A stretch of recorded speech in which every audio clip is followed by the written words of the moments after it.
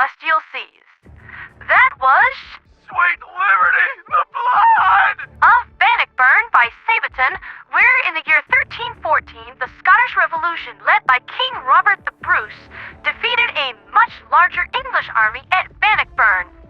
I just figured that the Liberation Fleet could do with a reminder that this is not an impossible fight.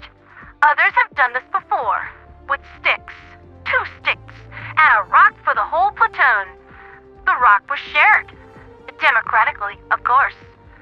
The top news of the morning is that congratulations are in order. The double Gambit play at Charbal 7 was a master-worker strategy, cutting off 2 assaults on Yulheim and Mort, which is great because I hear that our own DJ Liberty hails from there. He might be dead, but that is not going to stop the Automatons detecting the light of liberty in his soul and reducing him to ash anyway, which is not going to happen if I have anything to scream about it. DJ Liberty's my buddy, and he produces such glorious audible treats. However, I think he might have aggravated the mainframe a teensy little bit, and he sent in the big boys and the Jet Brigade to Curia to try to show us our place. I'll tell you exactly where our place is, Calculator. My fist in your face and my foot broken off in your rambus. I'm not worried about these clowns, Helldivers. Seriously, I'm not. Hit them with anything, and they explode like a Ford Pinto hitting a pothole. Only the Automaton mainframe would be able to conduct the master brain level plan of taking vents carrying away molten level operations heat and think putting sophisticated thrusters and highly explosive fuel tanks over these sounds like a great idea. These are the people you're worried about beating us? Just wait for a heat wave and they'll go off like popcorn and take care of themselves. Meanwhile, over in the TQZ, Veld's defense proceeds very well despite the fact that the, hunters are... amorous. Really, seriously, I thought Terminids just reproduced by spores. This is new territory. Now, this is a reminder to all you new people coming in from the weekend reserves.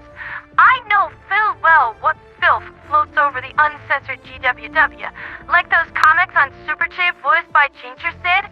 Yeah, I know what is in your history, and I'm going to remind you all about the difference between reality and fiction. Under no circumstances should you attempt to insert any part of yourself into any part of a Terminid.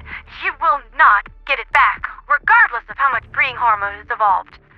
Now then, once Veld has been handled, it is hoped that the DSS and the Liberation Fleet will move on to support the 14th Ursica Corps on Ursica XI, who are requesting assistance urgently. The situation there is tragic. Refugees displaced. Entire apiaries of the Ursica Corps have been destroyed by rampaging Terminids. An entire season's honey washed. Have you ever tried any of Mr. Oso's honey cakes?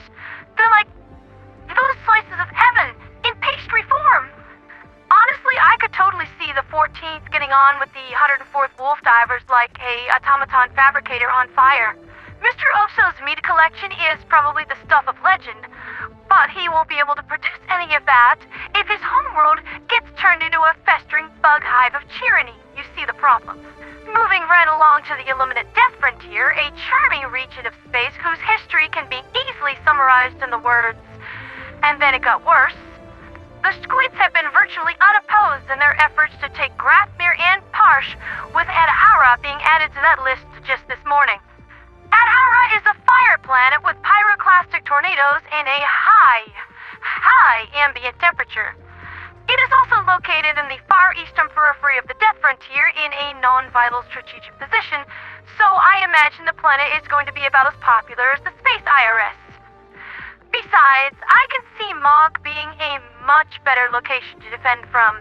Arctic planet situated in the perfect location to hold against attacks from Valmax and Adhara.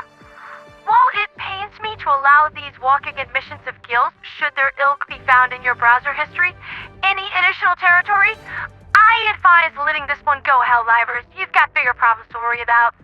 There is also the fact that, I'm not really sure who is leading the Illuminate Order right now, but I invite him to look over at my wall. There are the mounted heads of his last 2 predecessors hanging there, and I can always make room for one more.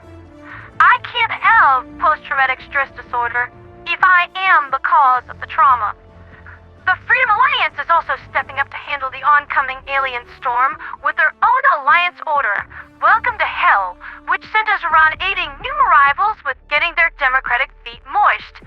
Preferably in butt guts, but I do enjoy a good patriotic pedicure myself. The event will be running from August 28th to the 31st, and the details are available on freedomalliance.gg.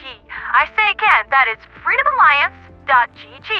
And currently on display are 4 loadouts for the veterans in the Liberation Fleet: the Hussar, the Zealot, the Paladin, and the Medic, all with accompanying art by Nico of the 95th, AIM design created by secret techno-wizard and all-around wonderful person, Chechen.